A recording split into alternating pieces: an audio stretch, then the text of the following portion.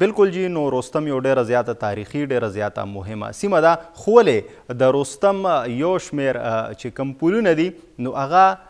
بلها څه د کړمو سره مخ دي، د دغه ځای خلک ګیلې کوي، مانې کوي چې څومره دا مهمه سیمه ده، څومره مرکزي سیمه ده، سمه هم ده، غریزه هم ده، دغه شانتې یو ډېر لوی تاریخ هم دا لري د خصوصا د پښتنو په روایتونو کې. خو بیا هم چونکې دا غریزه سیمه هم ده، دلته خوړونه هم دي، دا سمه سیمه هم ده، نو دلته پلونه ډېر زیات یو مهم رول لوبوي. دلته مشهور پلونه دي، پیشکنډو پل دی، دغه شانتې مچی بابا پل دی، دغه شانتې اخون بابا پل دی، دغه شانتې بیا دلته یو شمېر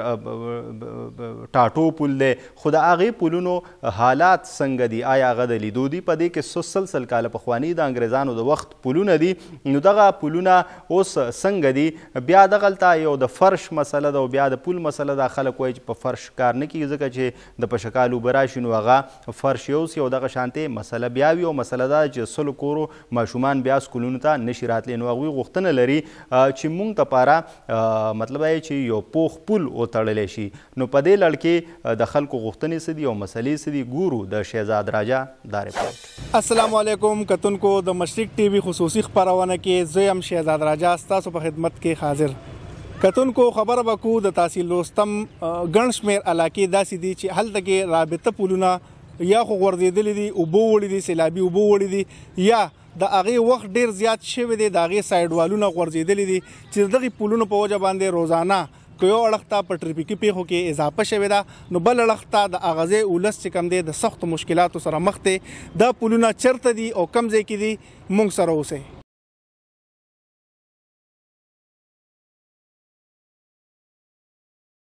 د تحصیل رستم غرایزه سیمه بادام ځنګل کې هم د رابطې پل چې کوم دی تیر کال د پشکال سیلابي اوبه راغلې وې او هغې ولا یو اړخ په مکمله توګه غورځولی دی. د خوړ نه یو سایډ ته نیم کلې تقریبا 100 پورې کورونه موجود دي، او د خوړ نه بل سایډ ته هم چې کوم دی تقریبا 50 کورونه موجود دي. د دې پل وړلو په وجه باندې د دې ځای ولس چې کوم دی د سختو مشکلاتو سره مخ دی. دا وخت ما سره د دې ځای یو مشر ولاړ دی، د هغې نه به پوښتنه کوو چې دې ته څه ستونزې راپېښې دي.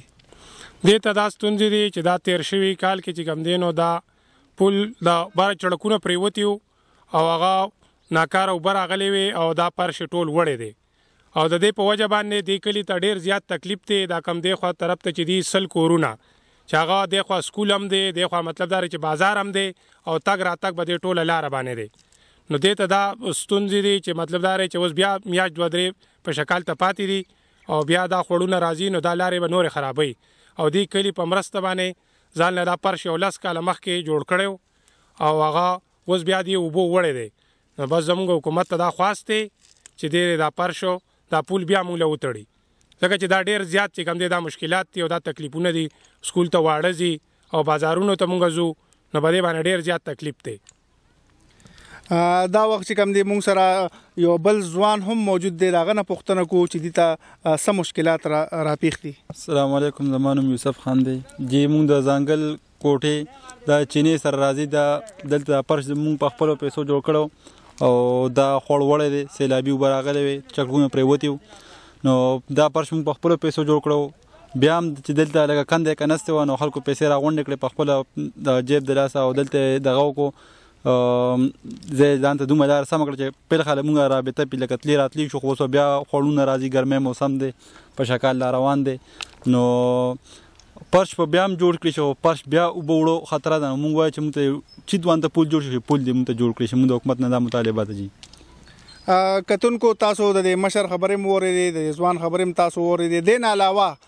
د ماشومانو چې کوم سکولونه دي نو هغه هم د خوړ نه یو سایډ ته دي، د سکول ماشومان چې کوم دي نو هغه هم د سختو مشکلاتو سره مخ دي. د ګرمۍ د پشکال په موسم کې چې کوم دی ماشومان او چې خوړ لا شي نو بیا د هغې چوټي، نو د ماشومانو نه هم تپوس کوو چې دې ته څه ستونزې راپېښې دي. انم سپیر دی زموږ سکول لا خوړ نه هغې لاسته دی، کله چې په شکال کې خوړ لا شي دا پول اوبه وړی دی، کله چې په شکال کې خوړ لا شي نو موږ بیا سکول ته نه ځو. حکومت ته موږ ته دا پول جوړ کړي. موږ دا پول اوبه وړی دی، حکومت ته پکار موږ ته ډېر زیات تکلیف دی چې موږ ته دا پول راکړي چې موږ په سکول ته ځو راځو. د ځایي ولسو وینا ده چې تقریبا 12 کال وړاندې دا پل چې کوم دی د ځنګل خونانو کلي دا پل چې کوم دی دی په خپل کلي کې چنده کړی وه په خپله مرسته باندې چې کوم دی دا پل جوړ کړی دی خو ولې تېر کال چې کوم دی د پشکال اوبو چې کوم دی دا پل وړی دی د حکومت نه غوښتنه کوي مطالبه کوي چې دا پل موږ ته زر تر زره جوړ کړی شي. کتونکو د تاشکند هیروند په پل باندې موجود یم کم چې په روز کال سیلابي اوبو یو اړخ ولا په مکمله توګه غورځولی دی چې له وجې د دې ځای ولس چې کوم دی د سختو مشکلاتو سره مخ دی. دې نه علاوه ټرانسپورټران هم د سختو مشکلاتو سره مخ دي. دا د 2 کلو د 2 علاقو چې کوم دی نو پل دی د سکول ماشومان هم په دې لاره باندې ځي راځي. د دې نه علاوه دلته کې چې کوم دی جنازګاه ده اسپتال دی تاڼه ده ټول دار و مدار چې کوم دی په دې یو پل باندې دی. دا وخت ما سره د دې ځای یو اوسېدونکی ولاړ دی د هغه نه پوښتنه کوو چې دې ته څه ستونزې راپېښې دي. شهادت بھائی د دې پل تقریبا یو کال برابر شو دا غورځېدلی دی او روزانه پې زموږ ماشومان چې کوم دی نو چې جومات ته ځي یا دې خوا سکول ته راځي روزانه ماشومان غورځېږي اکسیډنټ پې هم کېږي. اکثر پې قسم ګاډي مکسر داسې مسلې وته که نه او په دې باندې تقریبا 2-3 کلي دي پای باندې دا ځي خلک ځي راځي دې خوا سره اسپتال دی دا خلک ځي اسپتال ته مونږ چې کوم دی جومات ته مانځله ډېر تکلیف دی راته او تقریبا د دې یو کال برابر شو چې دا غورځېدلی دی او دی بار بار وایي چې دې منظوري شوې ده نو مونږ دې ته وایو یاره دا دغه وکړئ مهرباني وکړئ دا زر جوړ کړئ ځکه چې موږ ته د خلکو ته ډېر تغټ تکلیف دی ګاډو والته هم تکلیف دی ماشومانو ته اوس تقریبا یو هفته وشوه چې ماشومو ته غورځېدلی وو نو ټول بیا خوږ شوي ډېر غټه مسله ده موږ ته نو موږ وایو چې مهرباني وکړي دا یې جوړ کړي.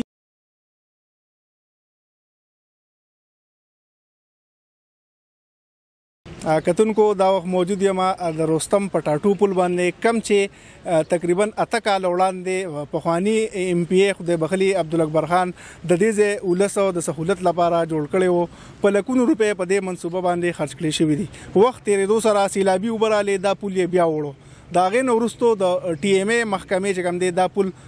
بیا چې کوم دی نو جوړ کو بلا خرچه پې وشوه پیسې پې ولګېدې خو ولې تقریبا ایدي 2000 کال شروع دی دا منصوبه چې کوم دی دغسې ابس لاړه او د دې ځای ولس چې کوم دی د دې پل په وجه باندې د سختو مشکلاتو سره مخ دي. په دې پل باندې دغه ځای کې د پل سره خوا کې د جنکو های سکول دی هغې دپاره چې کوم دی خصوصي ده په خاص توګه د هغې دپاره جوړ شوی باران کې یا چې کوم دی چې اوبه راشي د ګرمۍ په موسم کې سیلابي اوبه راشي نو دا به د دې ځای خلکو چې کوم دی استعمالو. کتونکو دا وخت موجود یم د تحصیل رستم په لوډېری یونین کونسل کې د پیشکنډو جانې چې کوم یوازنی پل دی د دې علاقې چې کوم دی په دې پل باندې رستم ته او مردان ته دا خلک چې کوم دی تګ راتګ کې خپل ضرورتونه چې کوم دی نو په دې لار باندې پوره کوي. دا پل چې کوم دی تقریبا د 100 کالو زوړ تاریخ لري. دا انګریزانو چې کوم دی تقریبا په کال 1915 کې جوړ کړی دی خو ولې دا دوره وخت وشو د دې چې کوم دی تقریبا 6 کاله یا 7 کاله وشو چې د دې پل نه یو سایډ وال غورځېدلی دی چې روزانه د دې په وجه باندې په حادثو کې چې کوم دی اضافه شوې ده روزانه دلته کې حادثې مخې ته راځي. د دې ځای ولس چې کوم دی د دې پولو د دې دیوال سایډ وال د غورځېدو په وجه چې کوم دی د سختو مشکلاتو سره مخ دي. دا وخت ما سره یو 2 مشران ولاړ دي د هغې نه به پوښتنه کوو چې دې ته څه ستونزې راپېښې دي. بسم الله الرحمن الرحیم. زمونږ ایم پی ایس صاحب ته او ایم این ایس صاحب ته دا درخواست دی چې زمونږ دا پل ډېر خراب دی د دې نه مخکې ټریکټر پرېوت او هغې کې یو کس مړ شو او نقصان پکې وشو یو تیز رفتار چینچیت پرېوته هغې کې د 2 ماشومانو لاس خپې مات شو نو زمونږ دې ته دا درخواست دی چې روز زمونږ د پل زر تر زره څه دغه وکړي. کتونکو دا وخت چې کوم دی بل مشر هم ولاړ دی د هغې نه پوښتنه کوو چې دی د کم قسم مشکلاتو سره مخ دي. ټریکټر ته نه غورځېدو دغه ته نه تیز رفتار ته نه غورځېدو روزانه پکې واړه پریوځي سایکل ته نه پریوځي موټر سایکل ته پریوځي نو دا خو څنګه توپیل خان دا دغه درخواست چې لکه دا موږ د پل سایډ وال جوړ کړي او دا موږ دغه کیرال تیار کړاله. د دې جانې پل په شان ته چې کوم دی لږ وړاندې چې لاس لاړ شي نو د په لوډېری چې کوم پل دی هغه هم چې کوم دی د ډېر وخت راسې کرک شوی دی او ځای په دی چې کوم دی کندې کپرې شوی دی په هغې باندې هم چې کوم دی روزانه ټریفیکي پیښې چې کوم دی نو مخې ته راځي. ولس چې کوم دی د دې ځای غوښتنه کوي د مقامي ایم پی ای ایم این ای نه د افسوس خبره خو دا هم ده چې لکه که روزانه نه په 2 مرض نه نو په 3 مرض خامخا هغوی دلته په دې پل باندې داسې دې علاقو ته ځي او خپل غم ښادی له چې کوم دی د خپل کارکنانو یا د خپلو ورکرانو په غم ښادی کې شریکېږي خو ولې دا پل چې کوم دی نو دا هغوی نه نو دې له پکار دي مقامي ایم پی ای له پکار دي ایم این ای له پکار دي چې دا پل دې ته زر تر زره جوړ کړي.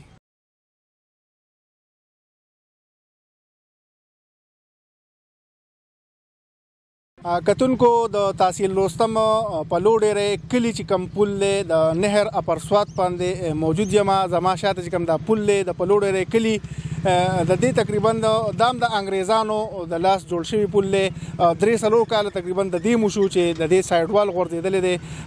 دغه ملبم چې کوم دی د هغې دیوال هغه ملبم چې کوم دی لاندې پرته ده. دې وخت کې خو خیر دا نهر وچ دی خو بیا چې کوم دی میاشت یا لس شل بس دا نهر بیا شروع شي. روزانه په دې کې چې کوم دی نو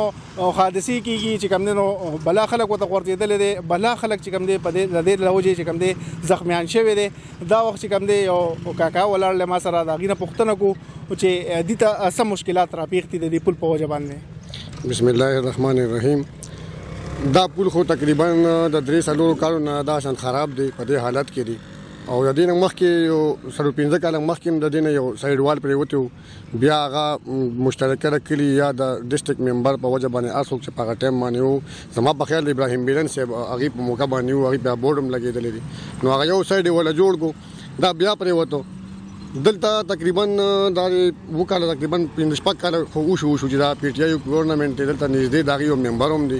بهر حال زمونږ دلته قومي او صوبایي دواړه چې دي دغه پی ټي آی نمایندګان په دې باندې پاس شوي دي او دا بیخي یو ګرد زه به وایم چې په لوډ ایریا ته څنګه چې تاسو ووایئ چې لکه مطلب د برټش د ګورنمنټ نه بس پاکستان لا اوسه پورې په لوډ ایریا ته زه به وایم چې پل هم نه جوړ کړی. خو بهر حال دې کې حادثه اوس خو موږ دا تاسو وختي ما خبره وکړه چې اوس موږ دا نه وایو چې دا پل نه راغورځېږي. موږ وایو دا یو زر راغورځېږي چې د دې نه مخکې چې دا نهر راشي او په دې کې بیا وغورځېږي ماشومان او پکې ډوب شي یا زنانه یا اخواس نور ضعیفان بوډاګان صاحبان.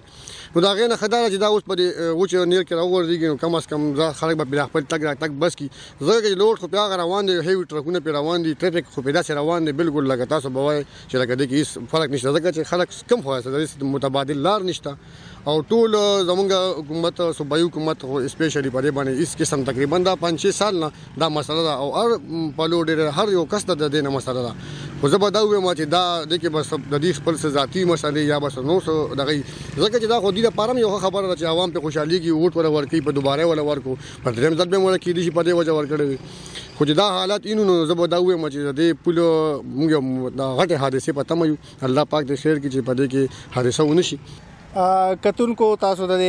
کاکاجي دا خبرې هم واورېدې. د پلوډرې په پل باندې دلته شاته چې کوم غر دی د سپینکۍ یا د پلوډرې چې کوم درنګونه دي د ګټې چې کوم کاروبار دی یا د ماربلو چې کوم کاروبار دی د دې نه چې کوم ګټه سپلای کېږي هغه په دې یوازني پل باندې کېږي. ډېر غټ لوډډ او ګاډي په دې باندې ځي راځي نو څه وخت خو دا پل چې کوم دی غورځېدی شي او څه غټه پیښه مخې ته راتلی شي.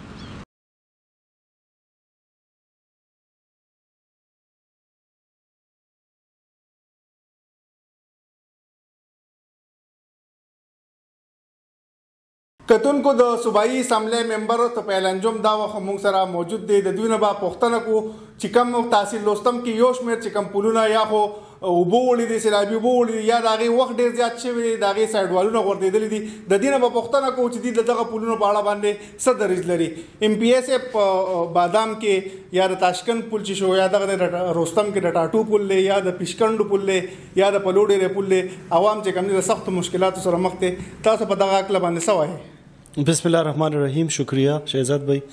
څنګه چې تاسو ته پته ده ګوره ما مخکې ویلو چې څه اخون بابا پل باندې مونږ کار شروع کړی دی. هغه باندې تقریبا بېشمېره کلي چې کوم دی هغه ډسکنیکټ شوي نو په هغې کار شروع شو.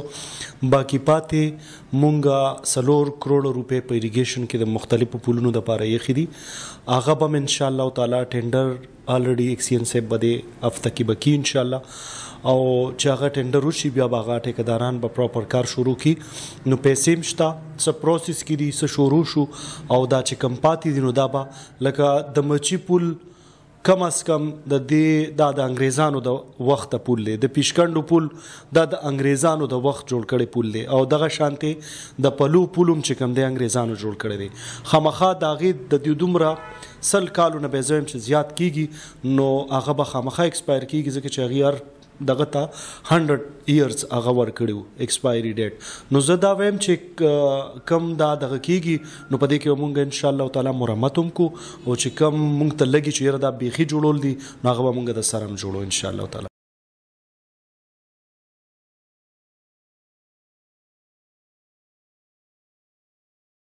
کتونکو تاسو د تحصیل رستم چې کوم غورځېدلي پولونه وو خراب شوي پولونه هم تاسو ولیدو د هغې نه علاوه د هغه ځای ولس چې کوم مشکلاتو سره مخ وو هغه هم تاسو واورېدو د دې نه علاوه مقامي ایم پی ای توفیل انجم موقف هم تاسو واورېدو د دغه پولونو په اړه باندې تر بل پروګرامه پورې خپل کوربه شهزاد راجا له ورکړي اجازت د لوی الله په امان